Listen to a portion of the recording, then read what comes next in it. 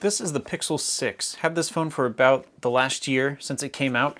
This is the trade-in box. You can trade in the Pixel 6 for the Pixel 7 and get a pretty significant discount. So I went ahead and did that, and we'll go through that in this one. All right, so first let's go through the Pixel 7 and see what it comes with. It looks like a very similar affair to what we had with the Pixel 6.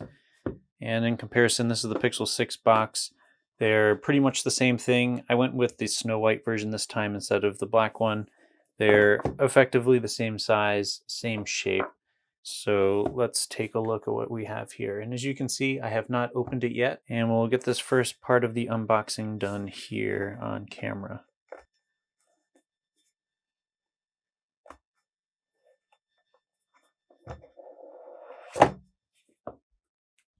So here's the Pixel 6 next to it. You can see here that they changed the design just a little bit, but not too much. The band here looks to be about the same size on the back. It seems like it has the same sensors and maybe just slightly arranged differently, but in general, very, very similar. The reason why I bought this is it's actually slightly smaller than the Pixel 6. It should be about 1/10 of an inch smaller, and we can see here that it is just a little bit smaller. Not noticeable. I wish it was even smaller than this, but that's about how phones are these days. And just like in the Pixel 6, you've got the same accessories. And here's, in comparison, the Pixel 6 box. This little Type-C to Type-A adapter and a USB cable. You don't get a charger anymore, and that's kind of the way that things are trending. What I want to do next is look at what you get when you offer up your phone for a trade-in. So what shows up in the mail is this box with some trade-in stuff in it. You've got security seal that you'll put on this box when it's done. I've already stuck the label to this side. A little instruction booklet here. It's pretty simple. You have to wipe your device, transfer all your stuff, wipe the device, put it in the brown bag after you take off, obviously, your screen protector and everything. Power off the device, remove your SIM card, insert it into the bag, and then it has the seal tape, and then you put these tamper-proof seals on the outside of the box, and then you use their prepaid label to ship it back. So it's pretty easy, straightforward process for doing the trade-in.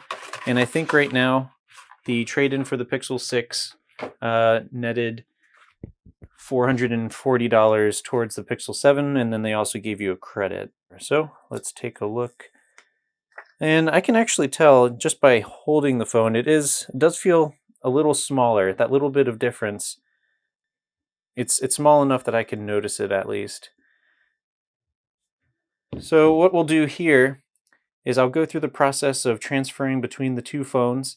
I'm just going to copy my stuff directly across, and then we'll wrap up the video with a little bit of the thoughts that I had after using this phone for a bit. So the first thing it'll ask for once you start getting set up is a new SIM card, and it's on the same side as in the Pixel 6 down here, and really the design is almost identical, but because of the difference in size, there are a couple of things that are rearranged just slightly. Looks like the camera bump is a little lower, and then the SIM card holder is a little higher on the Pixel 7. The button arrangement is very similar, but again, they're both drop down just slightly on the Pixel 7. Overall, I'll say the form factor is about right. It feels pretty comfortable. I was comfortable with the Pixel 6 as well. And one thing that I did notice, it almost seems like the notch is a little smaller, if you can see that.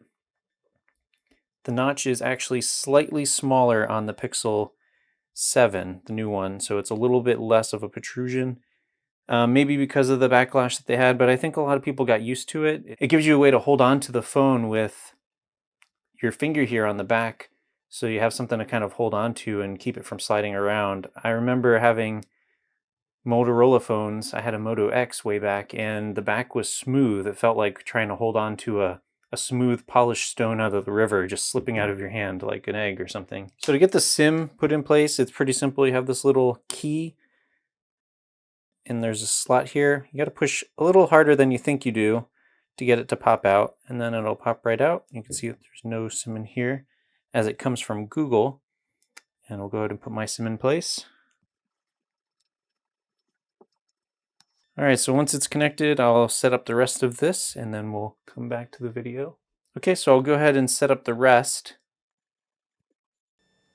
So once you get to this part of the screen, I remember when I updated from the Pixel 3 to the Pixel 6, I connected them via USB Type-C, Type-C to C, and this will probably be the same way, so you just need to connect your old phone to the new phone with the provided or another USB Type-C cable.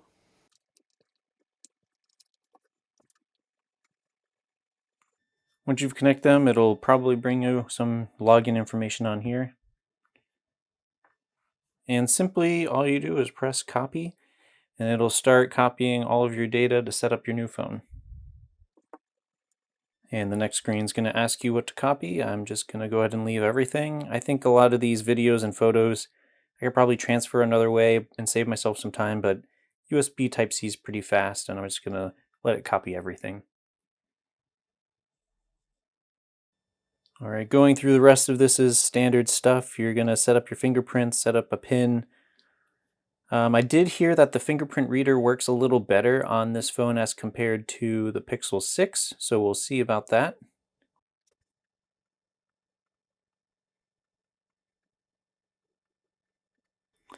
Already I can tell that this is a little different. They've changed the algorithm that does the fingerprints because before it just had you move it around and then have you do it on your own. This one actually directs you to do a fingertip in the edges of your fingers. So that may or may not be a benefit. We'll see how that works.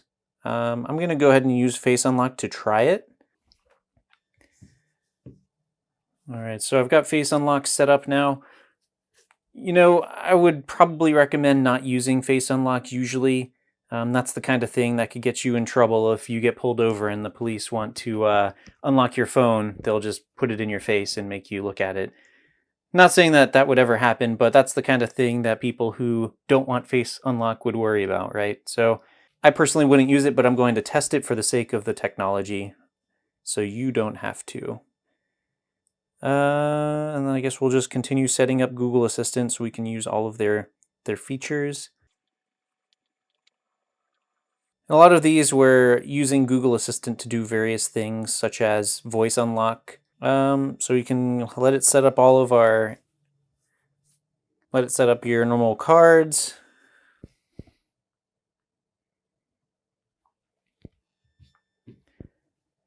All right, card details are verified now. Terms looks good. All right, so this has the same kind of NFC style contactless payments that the Pixel 6 had and other Android phones have had. Pretty standard fare there, so I'm going to go ahead and keep using it. A couple of things if you wanted to. And this is cool. It looks like it has you go through this setup process while it's still copying your files over. So that's a pretty neat design because that's a good way to keep your process going, gets you set up on all the other stuff, like setting up your email accounts, for example, while your files are still being copied over. So I do like that. It's a good design choice and it makes good use of your time while you're tied down. Swipe up to go home, and this is it. We're home. It looks like it didn't actually import my background, but it's still downloading stuff, it looks like. So it is completing the setup still. It's still connected via USB. So I'm going to let it install things. Spent a minute going through the Pixel 7. And honestly, it's very similar to the Pixel 6. I didn't notice anything substantial. Maybe there's an update, but I think the camera was supposed to have a feature. And I took this picture and I intentionally was moving while I took the picture to get this rolling shutter effect. It's basically a smear from the picture being recorded while I was moving, and there's supposed to be an AI enhancement that fixes it, but it actually wasn't here. I was on. Oh, here it is. Portrait motion blur. It must have been downloading an update the first time I looked for it, but it's here now, and I want to see if this actually does anything for it. And the answer is kind of no. It looks like it doesn't really do anything to remove that motion blur. It's softening the blurring effect, which is an odd look, but it doesn't actually seem to be making any difference to the actual blur of the picture. So So overall, I think it was a pretty iterative update. It's a very slight difference in the physical size. The Pixel 7's a little smaller. The camera bump sticks out a little less. The software is basically the same. It's using a very similar Tensor chip. It's got a lot of the same features in addition to that motion blur thing that didn't really work too well from that first look. You're gonna have to get a new case and stuff. So this change of the size of the phone is so small. It almost would have been better if they just left it the normal size and then let you transfer your case and maybe screen protectors that you haven't used over to it, because this, since it's slightly smaller, you got to get a new case and stuff. So that's less than ideal. I wish if they were going to make it smaller, it would have been another ½ inch smaller. You know, something similar to the size of an old Nexus or Pixel 3. I just feel like that's a much better size. I don't have very large hands, and I can't quite reach the opposite side with one thumb. So you have to do this kind of juggle thing if you want to text and use one finger. So that's kind of not ideal, but that's how phones are. They want you to use two hands to use your phone now. I'm not sure why that trend is going that way, but maybe that's not my generation, so we'll leave it at that. I'll continue using this phone for a little bit. Honestly, the only reason why I got it is because you can get it with the trade-in of $440, $100 credit, and it comes down to paying about $130 to get a replacement phone. Get some new features, and you get a couple more months of YouTube Premium or whatever, OneDrive, all that kind of stuff that comes with the purchase of the new phone. So all those things combined kind of makes it worth upgrading if you have a Pixel 6. If you didn't have a Pixel 6 and the upgrade value was like $100, like if you had an old Pixel 3 or something, if you could even trade that in, it's probably not worth it. It's a really mid-range phone. It's not a flagship. It doesn't have the hardcore gaming features, a big, powerful processor, and things like that you would find on some of the top-end Galaxy phones or $1,000 phone. Remember, this is like a $600 phone. So it's going to have $600 features, but I think for what you get for that price, it's actually pretty good value, and that's why I stuck with the Pixel 6. Anyway, that's my thoughts on the Pixel 7. I think it's okay. It's pretty much the Pixel 6 with a slightly smaller screen and bezel and a slightly thinner ribbon in the back, and it has Face Unlock. I forgot about that. So it has Face Unlock. That's actually a new feature that I'll see how it works. I didn't use it before because the Pixel 6 did not have it. And the fingerprint reader is supposed to be a little faster, and it does appear to be pretty fast. So we'll do a test real quick before we go. This is the phone's locked, unlocked. I think that first time I missed. So it's pretty fast and consistent.